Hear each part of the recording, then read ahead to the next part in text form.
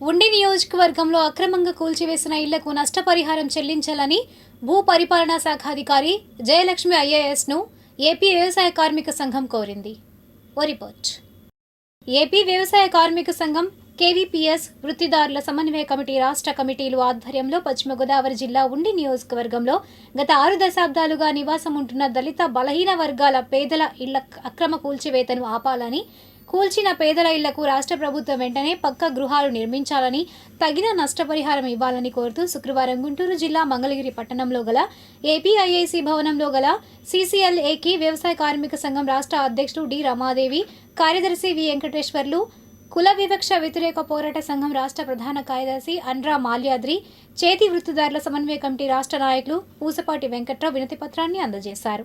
ఆంధ్రప్రదేశ్లోని పశ్చిమ గోదావరి జిల్లా ఉండి నియోజకవర్గంలో 6 దశాబ్దాలుగా నివాసం ఉంటున్నటువంటి దళిత బలహీన వర్గాలకు సంబంధించినటువంటి ఇళ్ళని అక్కడ ఉన్నటువంటి ఉండి శాసనసభ్యుడు డిప్యూటీ స్పీకర్ రఘురామకృష్ణరాజు గారు ఇళ్ళని బుల్టేజీలతో కూల్చేసినటువంటి పరిస్థితి కనిపిస్తూ ఉంది. దాదాపు 2000 పైగా ఇళ్ళని ఆ 4 మండలాల్లో ఉన్నటువంటి దాదాపు 12 గ్రామాల్లో ఇళ్ళని ధ్వంసం చేశారు, తొలగించారు. వీరికి న్యాయం చేయాలని చెప్పి ఈరోజు కుల వివక్ష వ్యతిరేక పోరాట సంఘం కేవీపీఎస్, వ్యవసాయ కార్మిక సంఘం, ఆంధ్రప్రదేశ్ చేతివృత్తిదారుల సమన్వయ కమిటీ ఈ 3 సంఘాల ఆధ్వర్యంలో గౌరవ సీసీఎల్ఏ గారిని కలవడం జరిగింది. దీని మీద జోక్యం చేసుకోవాలి, అక్కడ కూస్తున్నటువంటి వీళ్ళని వెంటనే ఆపాలని చెప్పి కోరుతా ఉన్నాం.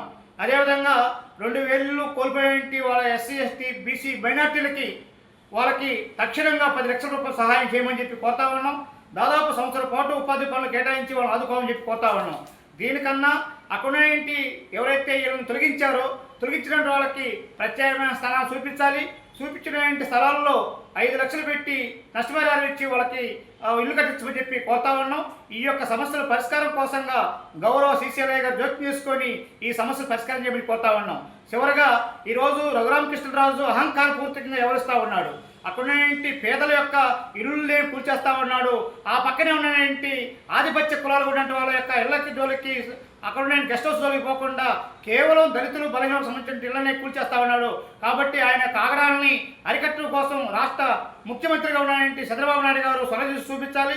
ఆయన ఆగడాలు ఆపి ఆయన మీద చర్య తీసుకోమని చెప్పి కోరుతా ఉన్నా. అండ్రా మాల్యాద్రి, కుల వివక్ష వ్యతిరేక పోరాట సంఘం కేవీపీఎస్ రాష్ట్ర ప్రధాన కార్యదర్శి.